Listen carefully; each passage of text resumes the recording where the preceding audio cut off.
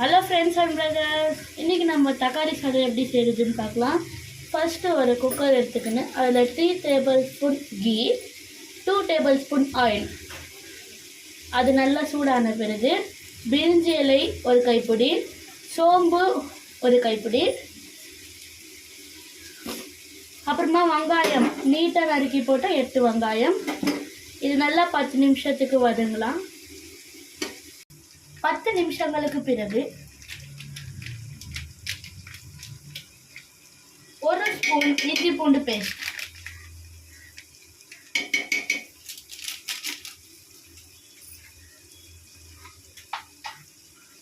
அதையும் சேர்த்து நல்லா வதக்கி விட்டுக்கலாம். நல்லா வதங்கணும். வெங்காயம் இந்த மாதிரி வரணும்.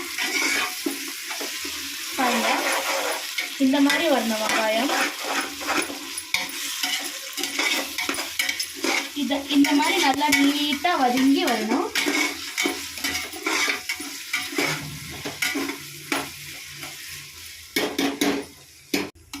இது தக்காளி மற்றும் பச்சை மிளகாய் சேர்ந்து அரைச்ச பேஸ்ட், இதையும் சேர்த்துக்கலாம். தக்காளி, பச்சை மிளகாய், புதினா, கொத்தமல்லி எல்லாம் சேர்த்து அரைச்ச பேஸ்ட்டு, இதையும் இதோட சேர்த்து கலந்து வச்சுக்கலாம். நல்லா கலரணும்.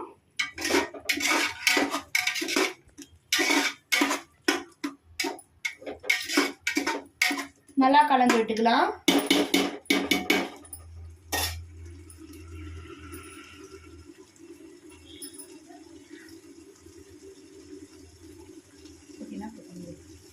இதோட தனியா நறுக்கி வச்ச புதினா, கொத்தமல்லி சேர்த்து இதில் போட்டுக்கலாம். பின்ன கருவேப்பிலையும் சேர்த்துக்கலாம். சேர்த்து இதில் போட்டுக்கலாம். இப்போ நல்லா அதை எல்லாத்தையும் சேர்த்து வதக்கி விட்டுக்கலாம். நல்லா வதங்கி விட்டுக்கலாம்.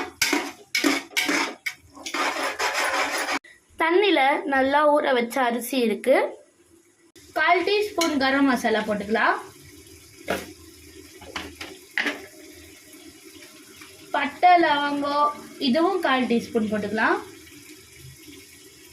இது பவுடர்.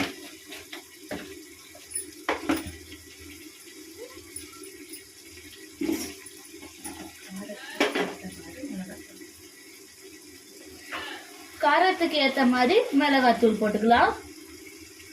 ஓகேவா? இதையும் சேர்த்து நல்லா இதோட வீடியோவை நெக்ஸ்ட் வீடியோவில் பார்க்கலாம்.